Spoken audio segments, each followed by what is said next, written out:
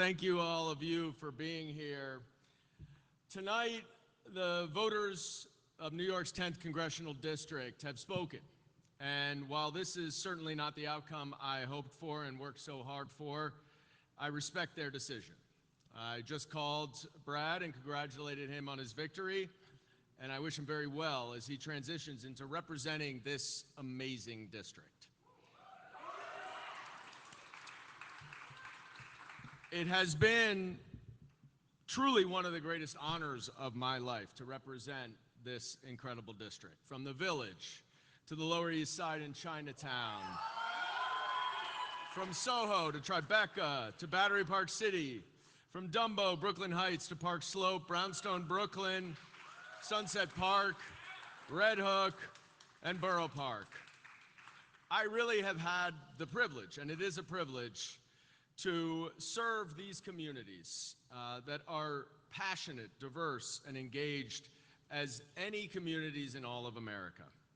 And every day I try to approach this job with integrity, with seriousness and courage to stand up for what is right, even when it was not politically expedient.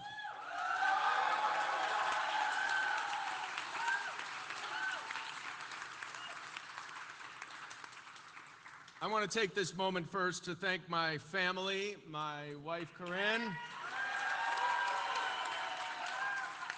My three children are up here, Everly, Aiden over there, and Alessia. My two older children, Olivia and Noah, who are too busy for a little thing like a primary re-election.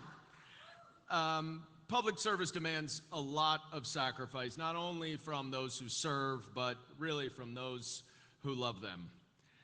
You shared me with this district, with Washington, D.C., and with countless late nights, early mornings, and missed school events. And if there is a silver lining here, it is that I can't wait to be a much more present father, which always gives me the greatest joy. Corinne, in particular, I want to thank you for your unwavering love, your patience, and your support, for always keeping me grounded and centered. You also withstood completely unfair and biased criticism, and you handled it with dignity and grace that was an inspiration to me. You didn't sign up for this, or really even want this, but as with all things, you were my rock. And by the way, that October 8th BLM tweet of the silhouette of a paratrooper was total bullshit.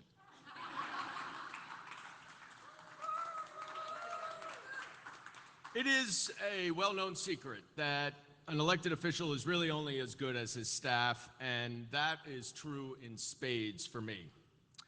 I'm going to take a minute, and I beg your indulgence, because I really could not have done the last 4 years without my staff and their dedication, their commitment, their passion, their intelligence, their creativity, and yes, sometimes with putting up with me.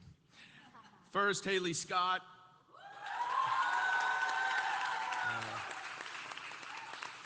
Who, like a good rabbi, made me ask her to be my first chief of staff 3 times before finally saying yes. Thank you for committing so much of your time, energy, and emotions to me, our operation, this campaign, and everything that we've done over the last 4 years.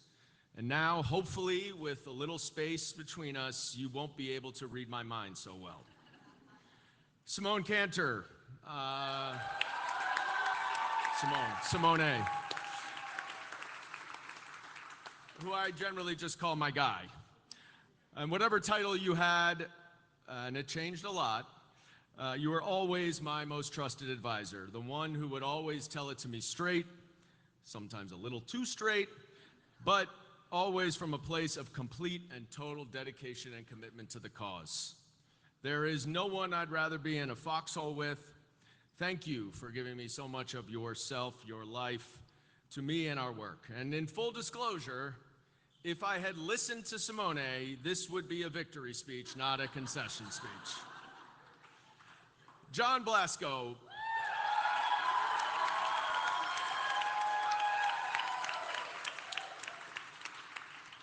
John is the yin to my yang. I first met John during our campaign in 2022 when he came up to me at the NY-10 development, Jacob Riis houses, where he grew up, and told me directly that he was proudly supporting one of my opponents. But as soon after that primary election, I was looking for a district director, and it became very clear that John was the right guy. Who would not want a gay Puerto Rican who somehow does not know how to speak Spanish and grew up in the Jacob Riis houses with a glowing resume of public service?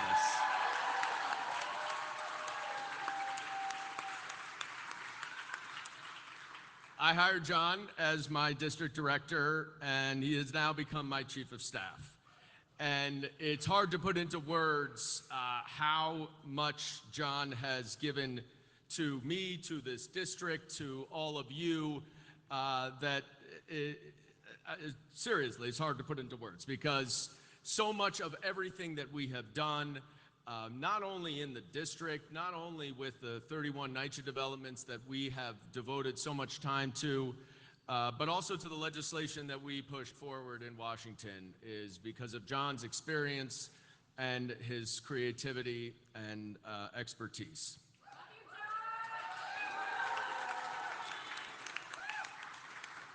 To my Ledge team, Matt Pastore, Damon Marks, Jesse Rodriguez, Robin Chung, literally the absolute best on the Hill. Amazing.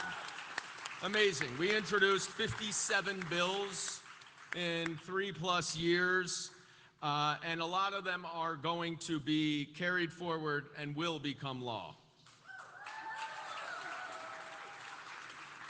Our district team, I can't go through everyone, but I do want to call out Betsy Schmidt.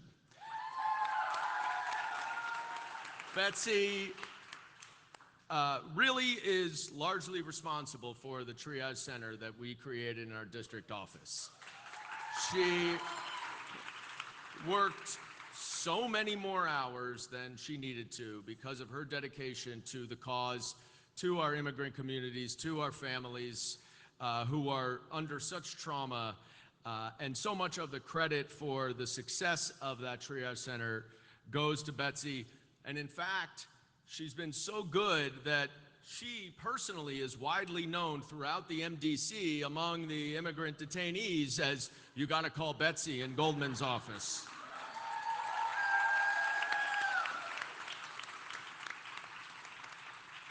There are so many others from the DC team: Kyla Addison, the Josh Hart of our team, McKinley is here. So many have come before. Thank you all. To the campaign team, man, what do I say? It was no secret that this was always an uphill battle, but the commitment and the dedication and the hard work, the long hours, the weekends, the unforgiving, unyielding commitment to the cause is really has moved me and is a lesson for so many of us. Zachary Nosenchuk, who's my deputy campaign manager. Maddie Rosen, comms director.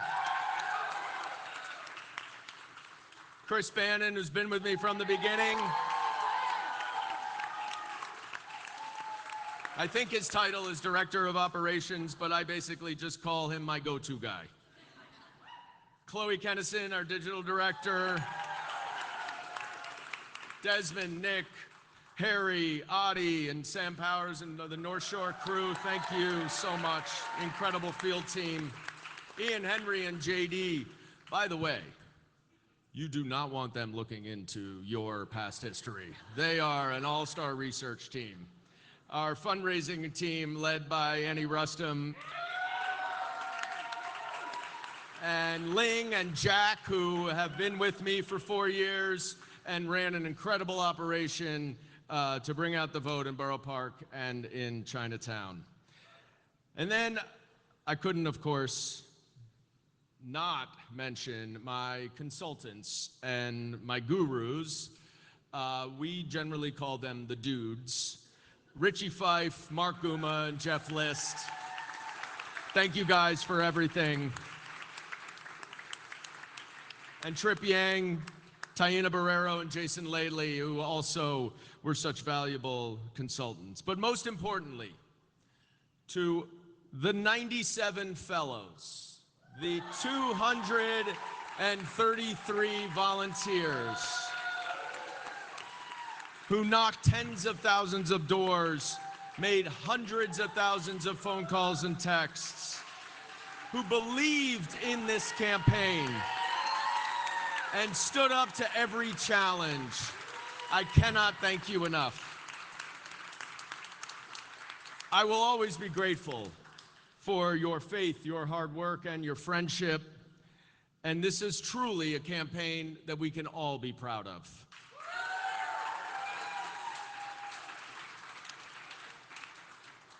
And then to so many of you and so many out there, my friends, community leaders, those who endorse me, our supporters, this campaign was a group effort. It was a team effort. It was a community effort.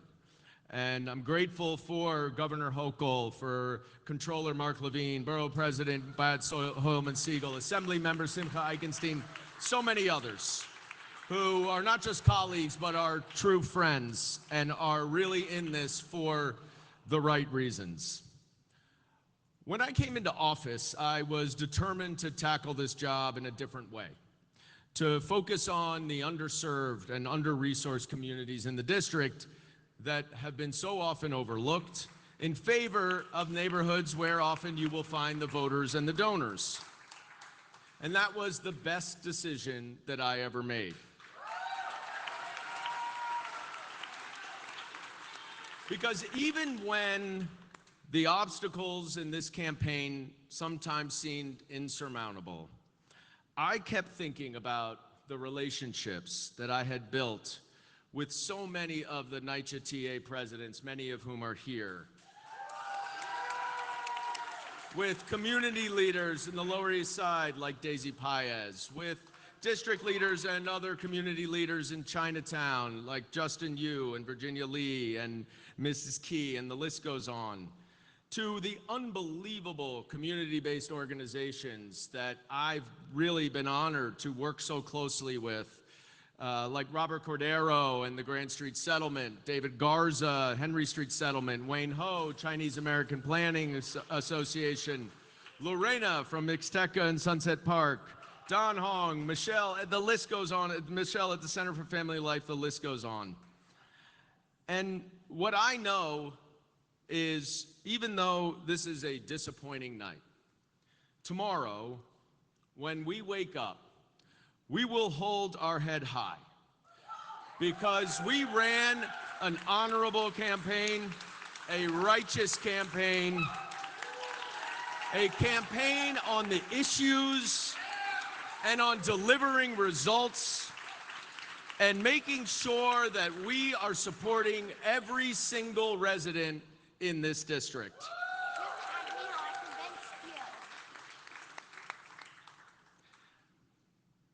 A long time ago, I won't say how long, I was inspired to go to law school by my idol, Jack Greenberg, who was the Jewish head of the NAACP Legal Defense Fund for 20 years and stood side by side with Thurgood Marshall in litigating and winning Brown versus Board of Education. Jews have been at the forefront of every single civil rights issue in this country for the past century. And Jews have given back so much to this country. As history has taught us, anti-Semitic tropes and stereotypes, some of which I heard personally on this campaign, will ultimately be the undoing of our democracy if we all don't lean in and speak out, even if it's not politically expedient.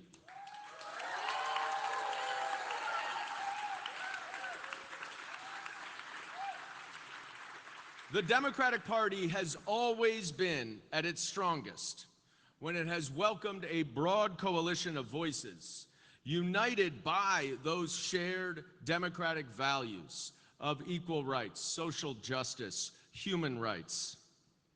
We have never required unanimity of opinion to stand together against the forces that truly threaten our democracy. And we should not demonize or push away anyone who shares our mutual goals of not only providing the basic necessities for everyone to survive, but of giving the opportunity for everyone to thrive through the American dream. And let's remember, the enemy to all that we want and all that we hope for is in the White House, not in our own party.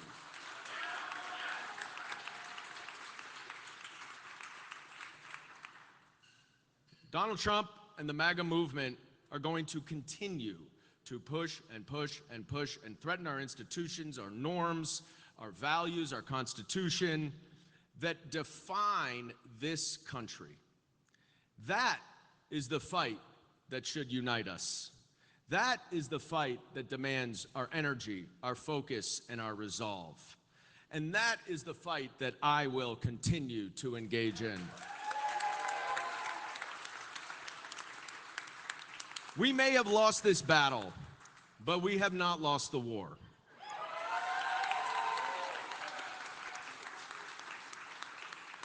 And as we saw with our Knicks, perseverance pays off. Politics, like sports, has seasons of disappointment and seasons of triumph. What matters is that we continue showing up. We continue believing, we continue fighting for something bigger than just ourselves. And so while my service in Congress may end at the end of this year, my commitment to these ideals will not. And along with all of you, we will continue to work for justice, for democracy, for security of our allies around the world, for the rule of law, and for the values that brought me and so many others on my team into public service in the first place. The story of our future is still being written. The story of our democracy is always being written. And I remain optimistic that both of them will bend toward the values that have always made this country and the Democratic Party so exceptional. So I thank you all for being here. God bless New York. God bless the United States of America.